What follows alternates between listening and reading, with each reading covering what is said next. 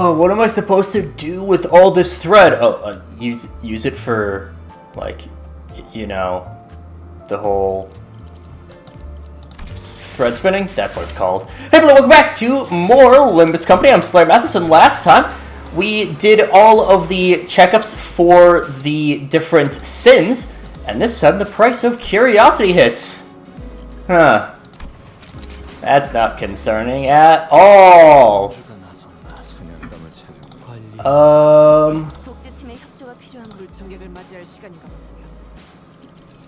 Let's actually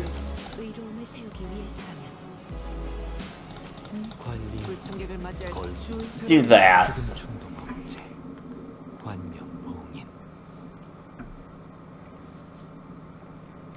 The foundation that led to this disaster was laid by none other than Yi Sang, whose only sin was making an innocent, tragically casual comment.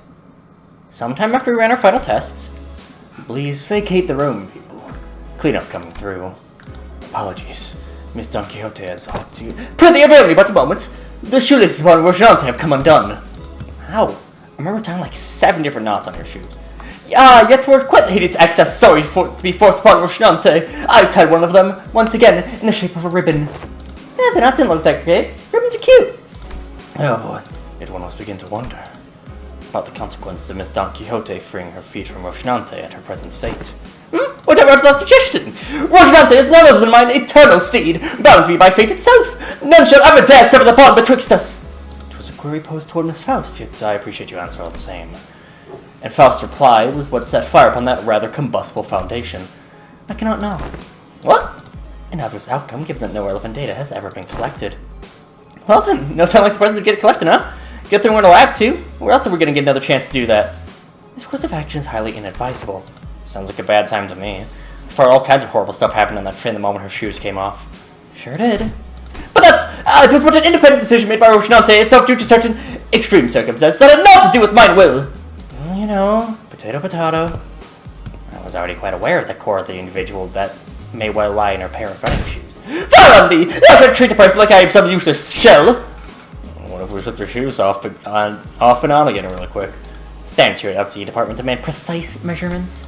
In other words, these tests would be meaningless if all we're measuring was a hollow shell. A hollow shell! If indulged in predictable provocations enough, Hohenheim, it seems necessary to remind you that we have not received the full report of what transpired during the incident. In other words, you are risking the occurrence of an unexpected event. You concern yourself unnecessarily. The construction of my laboratory boasts a rather solid build. Not even abnormalities on the more powerful side of things can puncture holes in its walls. Oh, very well, I will not force but your hand. However, due to your unwillingness, I am behooved to record as such in my research journal. Due to the concerned sinner's utterly terrified reaction at the prospect of having to remove her shoes, I must unfortunately leave only a half-complete test result here. Utterly terrified! Terrified! And for your information, these research reports are stored for at least a decade. Yes, we'll have full possession of a full record of your playing cowardice for at least 10 years. Outcome, N.A. Reason subject was too scared to participate. After much contemplation, I have come to conclude that dearest Rocinante deserveth a moment of respite as well. And I, Don Quixote, shall demonstrate before thee that Don Quixote is Don Quixote in her course still, without Rocinante's assistance. Are you sure this is a good idea, Faust? Hohenheim, if your employment at Limbus Company ever comes to a unilateral termination, I suppose the cause will be rather apparent. Your highly irresponsible level of curiosity. Not a good idea. Got it. That would be my greatest honor as a researcher. Hey, if anything goes wrong, you saw me the ready to slip their shoes right back on defeat at a moment's notice, okay? I should be on the ready. Behold me not with such excessive anticipation, there shan't be any new revelations here. Don Quixote begins to untie her shoes, seething. This 7-layered knot poseth quite difficulty. Young Ishmael, wherefore hast thou tied these cords with such unwavering tightness? I was hoping these would be the last knots these shoelaces would ever tie. Of course. Well, there we go. Rest thee well, Rocinante. For the sinners and I were all quite nervous, but none of us stepped forward to stop this experiment. Why didn't we stop this? Why was it because we knew removing Rocinante doesn't necessarily mean that she'll be losing control? Because we saw its effects on the warp train and at La Mancha Land? Or was it because we assumed that Rocinante was now just a disguise, and now that Don Quixote has accepted her past self as Sancho, removing it wouldn't affect her psyche at all? Whichever was the case, it was a mistake to ignore that nagging feeling. These researchers don't know what facing Don Quixote, Sancho, the second kindred, is like. We do. Mother. Oh, Mother. Our existence is death in perpetuity. Complete us, fill our hunger. We pray unto you. Fill us with the blood of humans. The blood of humans! Teeming, shouting voices suddenly began to echo in my head. And the voices of all the children he had embraced. Or perhaps this was the blood fiend's instinct given a voice, imprinted upon them at the moment of their birth. Proliferate this disease, embrace this unending hunger for blood, and propagate the family. So many voices, so much yearning, so much desire. Every single kindred that has ever existed in the past kneels before Don Quixote. Oh, dearest mother, as your children, when shall we remember to quench this thirst for blood? I must drink blood. I have to drink all the blood. All the blood that the family deserves to drink. I must. Dante? Dante, wake up! Hey, this little last time that building when the fire set on the head, the fire on the head suddenly exploded. I gotta get a hold of myself. Thirst. My body can't even feel thirsty. This doesn't make any sense. I'm okay. I'm okay now. What did you see, Dante? If I want to bring Don Quixote back, we're gonna need to quench her thirst somehow. We need something to sate the combined thirst, the desire, of every single kindred. That's not good. Do you keep any blood in here? Let's at least try to quench what's... Yeah, we have some blood samples if you need them. Damn it, have you been listening to what the executive manager's been saying? It's combined thirst of every single kindred. The blood samples aren't going to do anything. So you're just going to sit here and do nothing? It's just a matter of getting our shoes back on. Alright, Isam, shoes. Shoes, get those shoes back on their feet. I cannot. There's a wall of precious around this. This one luxury cig. Good flavor. I bought those luxury cigarettes with their last bonus pay. These readings are incredible. So much power, even to state that it's for all intents and purposes to compete in emaciation. You John, knowing this would happen? I had my own outcomes in mind. Some were quite similar to this, but this is beyond even the most extreme of my predictions. How the fuck are you so calm about this? We've got to do something. You haven't seen how the last hits. Well, these are panicking now. The outcome does not align with the predictions. The first course of action should be to analyze the given data. However, it doesn't seem like our containment measures will be the answer here. Thus, the task of stopping her seems to fall straight onto all of you. Time for us to pay the price of curiosity. Yeah, remember the last time that we fought Sancho?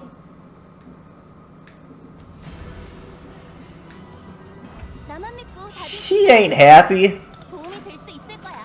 I mean, at the very least, she's only effectively level 50 because of the yearning for blood, but also, like,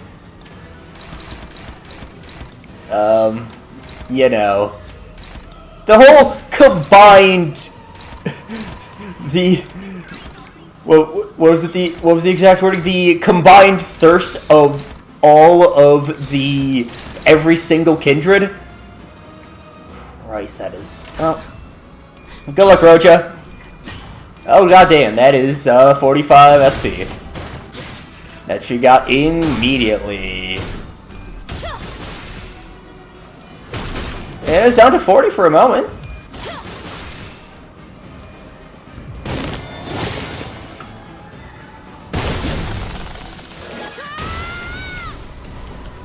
Ow.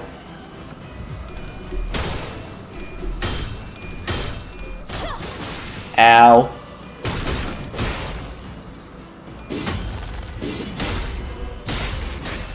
I mean, we can get some sinking on her at least. Gregor can get some sinking on her at least. See? She's now only down to 30 SP. This is going great. Things are going wonderfully right now. What even gave her the SP immediately?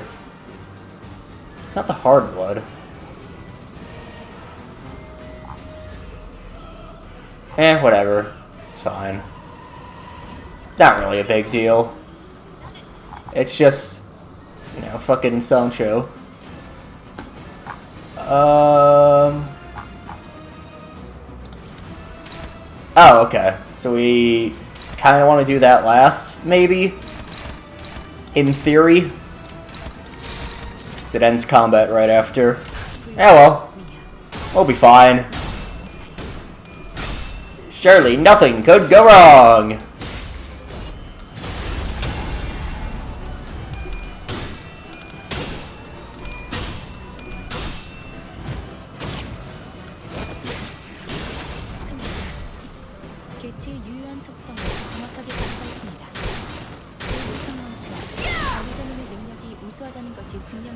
Oh. What does it mean end combat phase then? Whatever.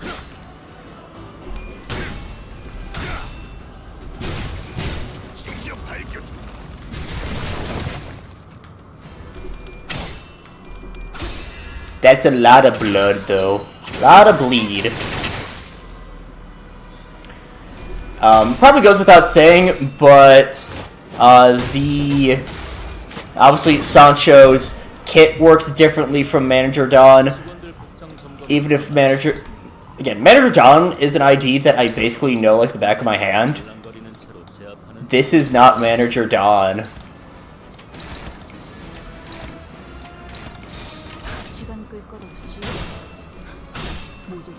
Honestly, in some aspects, Manager Don might be better. The Empowered S3 is fucking absurd.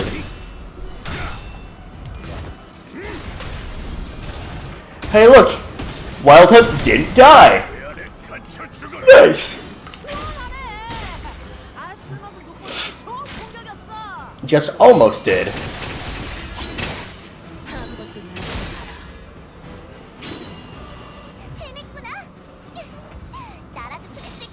We got this. We're fine. It's not like she'll be right back up to, you know, the max SP in just a moment anyways. Nonsense.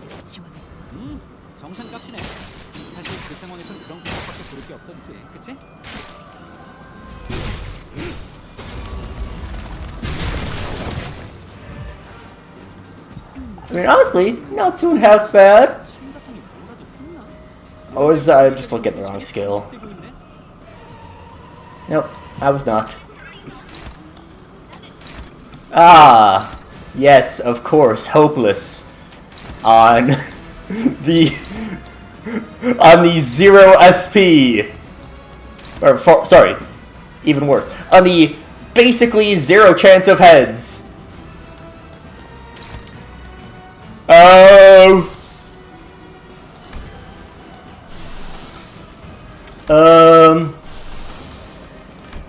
Fuck it, we land of illusion. Ooh, that's not even great SP odds. Oh well.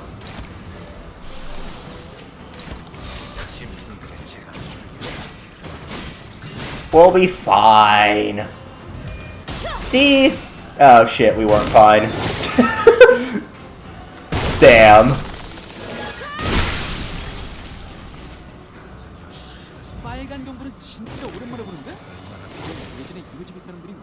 That's a shame.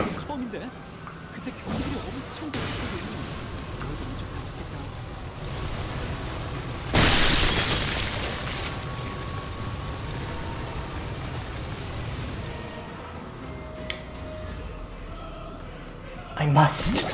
I have to be the mother to all of them. The family's thirsted. No, my lady, you need be the mother of anyone here. Here, you are a sinner, nothing more.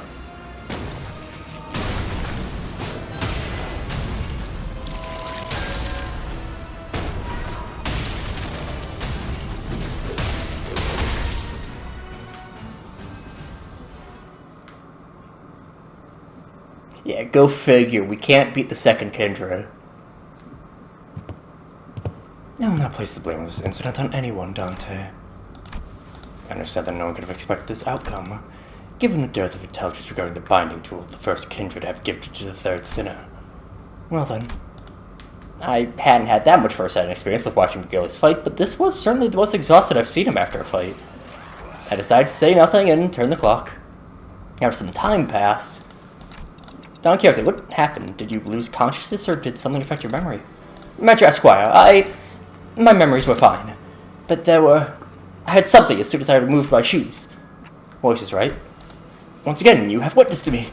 Yes, the voices. So many voices. Voices? The voices of my family. But the bloodfiends of La Manche Land are all... Sinclair trailed off. Every single bloodfiend left inside La Manche Land was killed when the amusement park collapsed. In other words, most of Don Quixote's lower kindreds were dead. That is... indeed, that is correct. But I cannot well explain how. The only way I might explain is... it was as though my very blood remembered them still. I recognized some of them, and some of them were voices I once deeply cared for. It seems that I was, against my own desire, made to ascend to my father's stead. Perhaps I always was, ever since then. I was struck not only by my own thirst, but the combined thirst of every single one of the children. Thirst. Indeed, I am also bound by that thirst. It is only natural, because I am a blood fiend. But the pressure of it all broke my hold of my sanity, and I hurt you all. As Don Quixote the blood fiend, a higher kindred. Not as Don Quixote, a sinner and your friend. Don Quixote, this isn't your fault, it's... No, such words are now meaningless. She looked down at a pair of shoes, the strings again neatly tied. Our office will not be regularly supplying you with artificial blood packs. And when I approached us, after spending a while vigorously scribbling something in his notes, the blood substitute will be very similar to real blood in terms of composition, and we won't have any issues with supply. I suppose you actually believe that mere willpower will be enough to withstand the surge. I have done quite well with suppressing it thus far. Indeed. Now it's precisely the wicked attached to this taking time bound within the LCB. I must remind you that the soundness of this limiter of yours is quite tenuous, as today's events have demonstrated. Is it your implication that the purpose of conducting this reckless experiment was to determine the full extent of the latent danger? I don't know, it seemed like it was only satiated curiosity. Call it merely the auspice of opportune convenience. The risk factor had to be measured sooner or later. Had it known the full extent of the danger she posed, I would have immediately requested a forceful summoning of your department. Of course, as large as this void of the unknowns was, we were able to fill it with much new information. Certain analyses can be drawn by comparing the reports regarding blood fiends at this very experiment. Let us discuss the thirst you explained first, for example, the combined desire of every lower kindred. Indeed, it is true the Manchegan kindreds have been completely eradicated due to the events at La Manche Land, but you still hear the voices of your children, yes? What are you trying to say? And to discuss the powerful binding force contained within blood. LCD's cooperative report explains that blood is not merely a carrier of nutrients, but something more.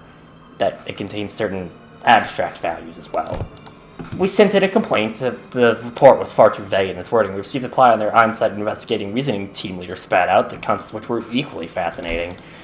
This desire of their their thirst, is something that may well be imbued and imprinted on the familial bloodline. Normally, the weight of that thirst is far too heavy for any individual to bear, which is why they propagate, to bear the unbearable burden together. But considering that all of the desire is now focused onto an individual, on account of the extinction of her entire family line, it is easy to see why her whole sanity was so easily broken, no matter the strength of her will. She alone was made to bear the responsibility, the pressure, the duty of having to raise the family once again. And because none of those needs are currently met, there come the endlessly exacerbating thirst and more thirst. It's quite fascinating to see how her kind preserves those very abstract values in the physical form of blood. The mere word thirst does quite the insufficient job of describing the intensity with which you have lost control. This was my oversight, I must admit. I do respect your efforts to be liberated from your nature, I truly do, but I also maintain that it is highly advisable for you to regularly consume the provided blood packs. Understood. But one day I wish to dismount from Rochante and walk bare feet and feel the earth under my own skin. I was able to establish one positive fact from this exercise, however. What might that be? That there are those who would quite literally throw their lives on the line to stop you even if you were to take off your shoes. In other words, I don't believe it necessary for your departments to exercise any separate control over you. Well, now that I've had a first-hand account of your conditions, I will write the following in the report. Still quite unstable, yet with the effort from the subject herself and efforts from various other environmental factors, the subject has been deemed sufficiently controllable. Once again, I do respect your efforts. Or any kind of effort, really. Because I've never had much use for it myself. Don Quixote took a deep breath and turned to face the sinners. But then her eyes had regained their usual softer look. But sorrow was seeping through the tone of her voice. Despite her theatrical manner of speech returning, her tone reminded me of her time in La Manche Land. My deepest apologies, dear friends, for so I shall ever persevere to see that Rochante, my shoes, are never to be removed again. Lass, you're looking at it all wrong. You're gonna remove those shoes one day, eh? That's what you're gonna persevere towards. Verily. I think you let out a brief, quiet laughter. Manager Esquire, perchance is there aught that conceal this from my knowledge? What do you mean? I don't think so. It's no coincidence that at this very moment I noticed Faust looking in my direction. I don't know if I made the right choice here, but Faust nodded lightly as though to say that I did. I stopped hesitating and the tick-tocking noises came to a stop. Very well then. However, I cannot help but admit that I feel some degree of anxiety as I watch Don Quixote walk away as though nothing had happened. Again, like, I love the dynamic of Don as Sancho, or Sancho as Don, rather, I suppose. This really goes into effect in the April Fool's event for 2025. 2025 April Fool's was a body swap. You had, I'm trying to think of all the combinations off the top of my head. You had Yisang and Otis. You had Merceau and Roja. You had Honglu and Ryoshu. Gregor and Ishmael. Sinclair and Heathcliff. Am I missing anyone other than the main people? No, I am not. Because Don had switched with Faust. And since this took place after Canto 7 was released, you had Sancho very knowingly trolling people in several different ways. So, for example, like there was a point when, they're trying to ask Faust a question, and so Don, as Faust, answers, and then, or it was like someone tried to ask Don Quixote, I forget exactly what it was, but Sancho is kind of a troll, and it's very funny.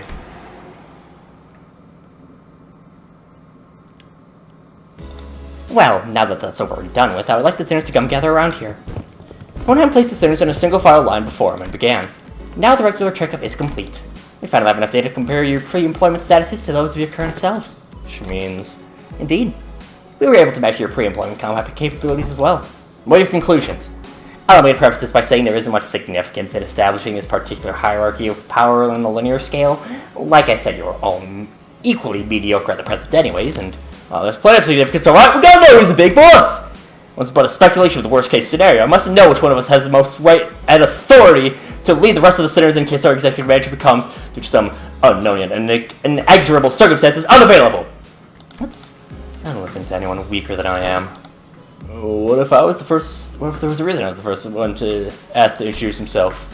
There was burgeoning interest among the sinners to see which one of them would be at the apex of the scale, where they to be measured by their strengths prior to their employment. Maybe before I lost my memories, even I... Dante, don't. It is interesting how every collective has the desire to get a clear picture of the pecking order. Negative expression of this desire may even lead to juvenile behaviors among children, for example, stealing their colleagues' lunches for meager reasons such as scoring higher than they did on a test. You're not speaking from personal experience, are you? Thus, I believe that trying to conceal the outcome of the test from you will be quite meaningless. Each of your placements in that line you are standing in signifies the very order you were so curious to know. I do not wish to waste any more breath on this subject. There was a long silence. Then the sinners all simultaneously turned to look at the person standing in the frontmost position of the line. This has to be the longest, most awkward, most loaded silence I've ever felt in my life.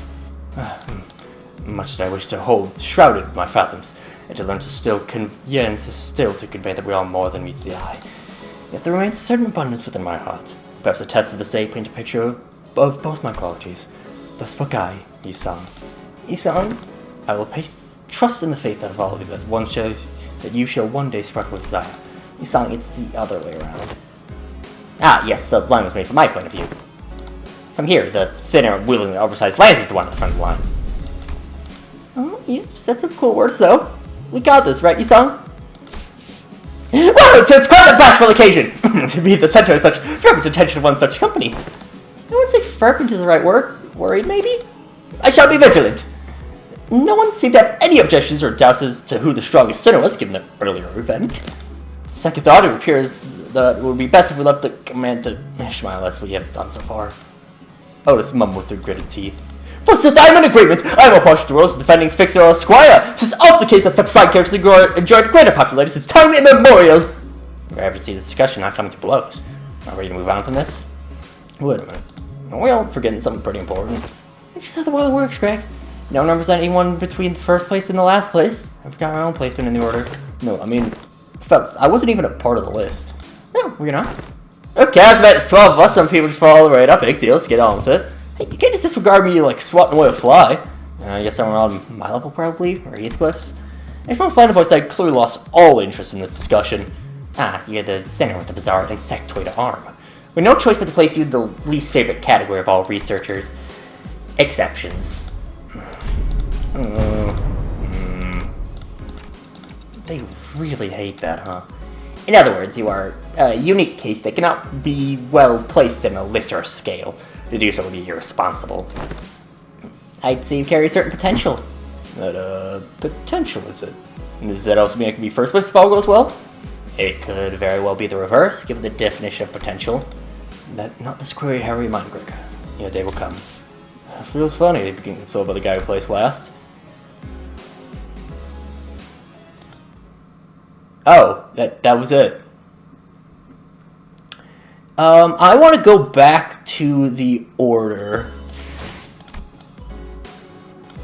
Yeah, let me...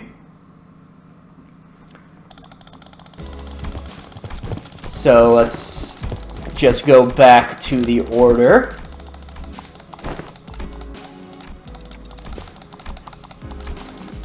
And...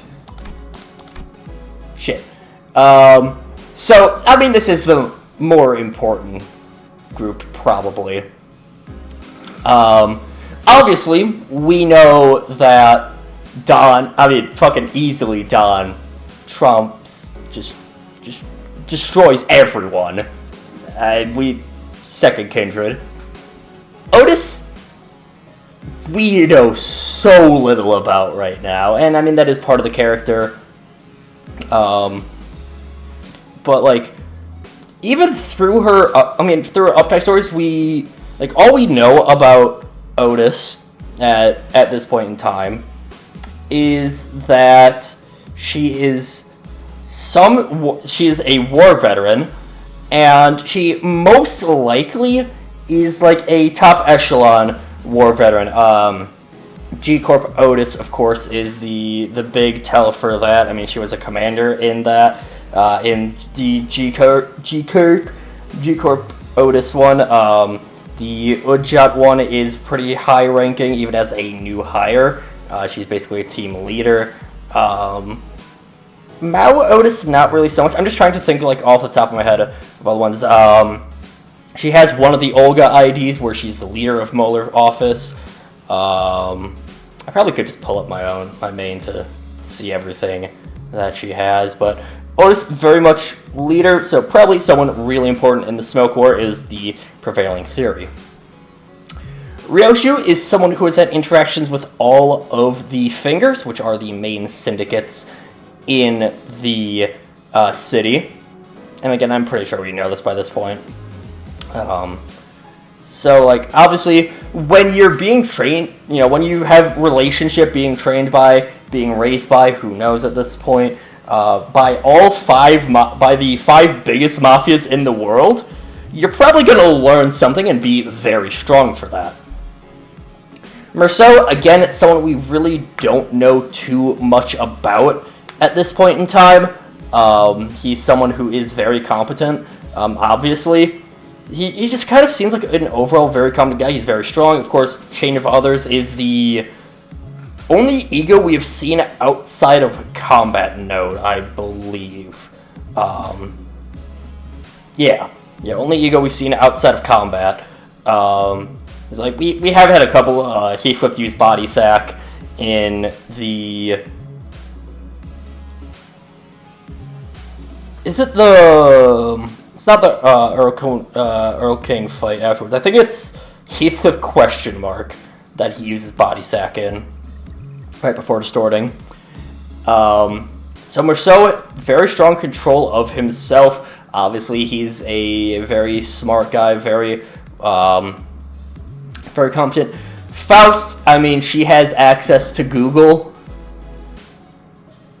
Hong Lu, we know he's very rich. He can get a ton of augmentations. He can get a ton of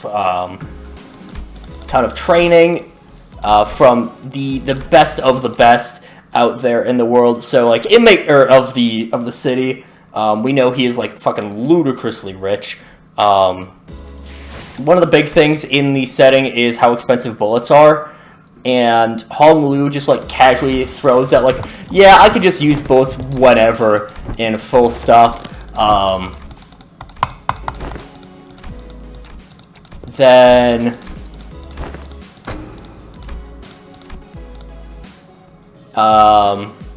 like, in K-Corp, he mentions, you know, his grandma got him the job, very rich, and enough influence to push himself into the bounds of to have ways doing favors for him.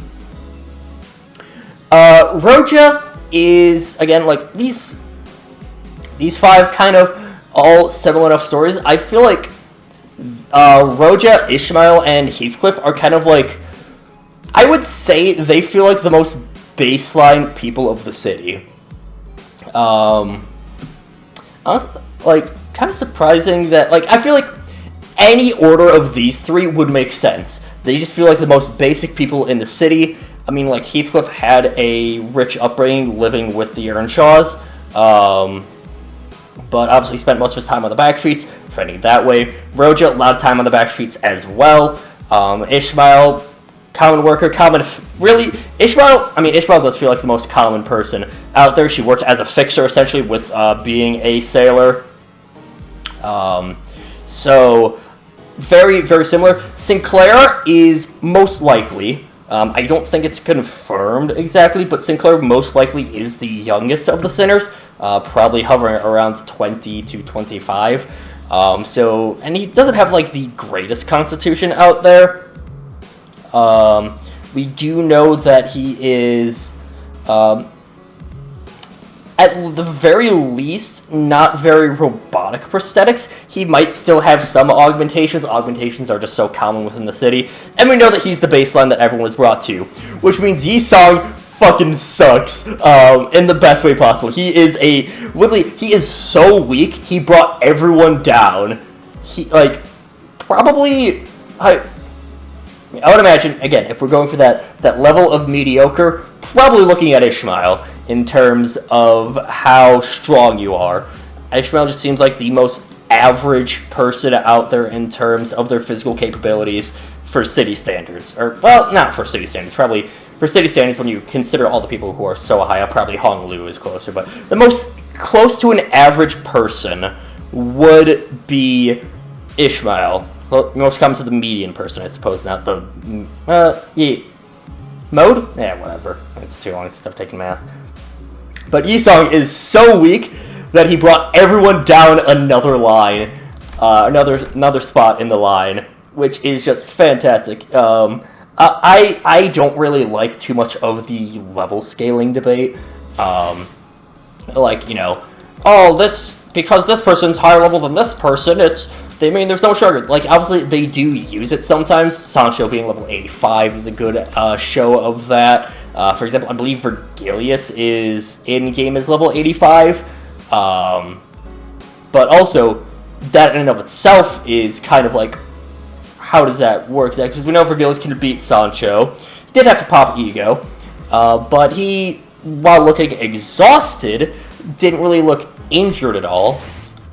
But we take an example of, let's take the examples of, like, the,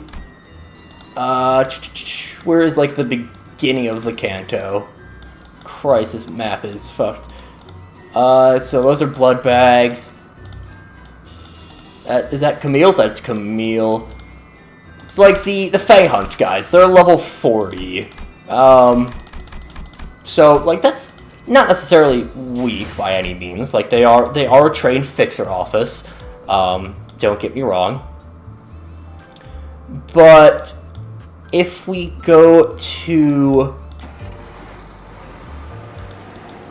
all the way out to Kanto 4, and we look at, like, so what is it? I think this was also level 40, yeah.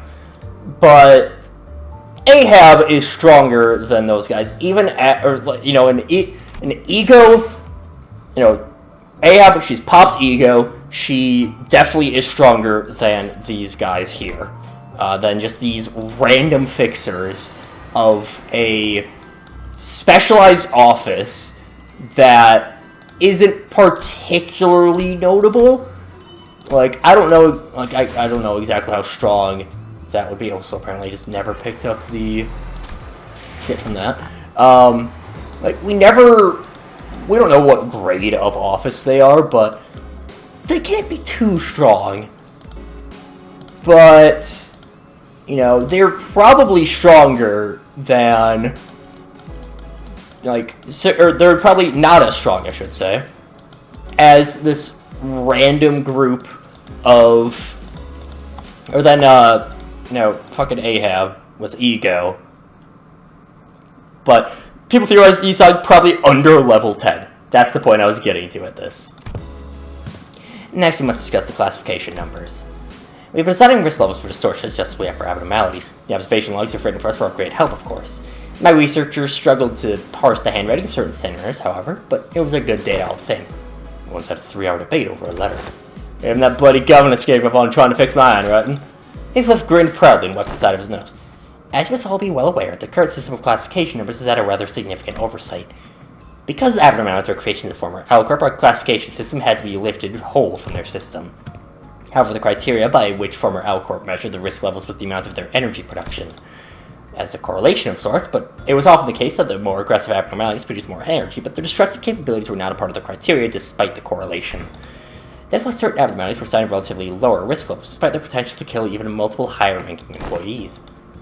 They're an energy company at the end of the day. It makes sense that priority will be able to measure their energy output. However, both abnormalities and distortions must be suppressed via direct confrontation. Thus, the former L-Corp's classification system was rather incongruent with our purpose. I once heard some say they should be wary of people who drone on and on in the intro. Thus, it became necessary for us to reorganize the distortions, risk level, and classification codes. Oh, how interesting. So whose job's that going to be? I'm rather taken aback with the naivete by which you asked me that question. Us. It's us. It's sinners without the right to refuse, was it? Wait a sec, are you just offering your own work onto us?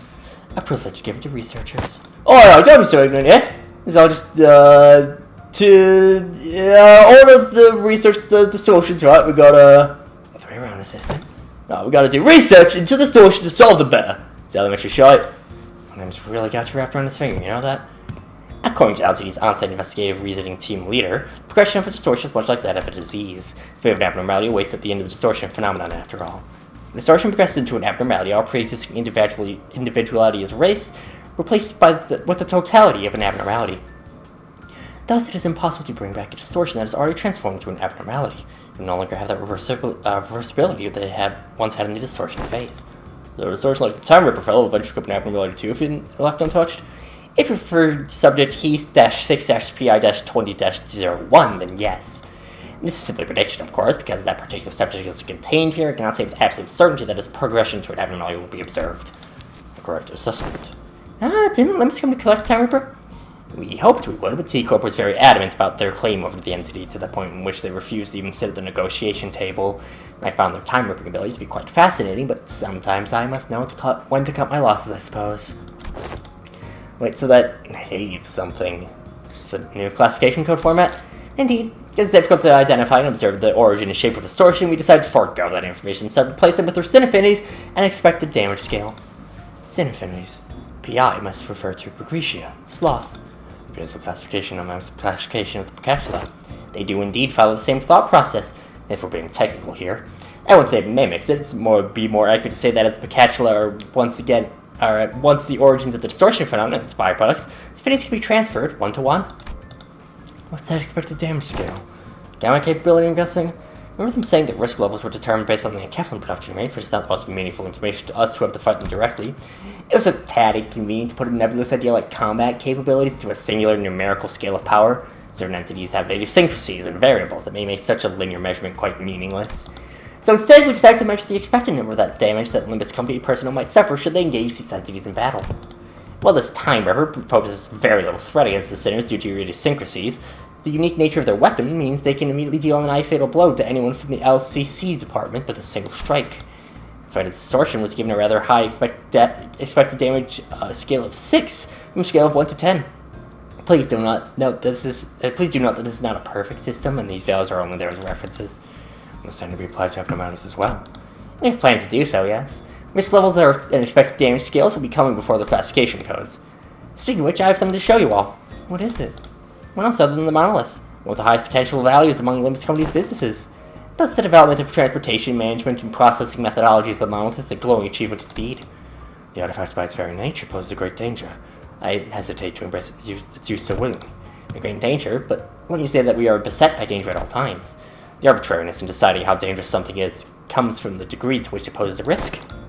As you must already know, the monolith here is a device that conforts to distortion. It is scattered throughout the city, just like the golden bow. At first only in possession of the fingers and the trinkets of the back streets, to now being collected by companies both large and small and nameless, like a plague. Most of them become rather high priority targets for some wings out there. As luck would have it, we managed to begin a research expedition and collection of the monoliths much earlier than the others. Now we're already at the stage by which we may partake in the processing and sales of these artifacts, expecting business ventures. You said that we narrowly avoided the very unsavory fate of having to tussle with the wings for possession of these artifacts, because we may have to confront the wings directly were that the case. Asking out of pure curiosity here, what would happen if we were ever assigned a city threat level? How about we don't ask the questions we don't want everyone to find the answers to? I mean, what if we, due to some contractual shenanigans, end up going against associations? I think it'd be a good thing to know ahead of time, just in case. Is the question worth attending to me? Let's see, if we could to start the city, I suppose your assignment will be somewhere between Urban Plague and Urban Nightmare. Not so to see, are we? Yet, are we? As long as you want to be given a threat level. It's true that, upon first sight, your revival powers, the potential of the identity technology may appear to pose a rather troublesome risk. However, you have a very clear and obvious weakness. Indeed, all of our advantages will be moved upon the manager's death. Helen slowly turns around to look at me, prompting Faust and the other sinners to follow suit. What if we protected them, though? I'm impressed by your optimism, given the kinds of enemies you've faced thus far. We don't even need to go so far back in time to discuss the instance with the face of Siegfried or big brother Ricardo I read from your reports. Should the third sinner suddenly seek to attack the manager with their full might, do you truly believe that the rest of you will be enough to protect them? No. The flow of this world is that the manager will be preserved, that no such thing may come to pass. That's enough, Hohenheim. Any further divulgence, and Faust will open a disciplinary committee to discuss the consequences of your careless words. Not there yet, are we? Very well. Whichever is the case, you do have the potential to become a star of the city threat at some time in the future. But do remember that it would be best if you could avoid that unfortunate designation. And please, don't forget that this is only true so long as you have Limbus Company's backing. Dun, dun, dun.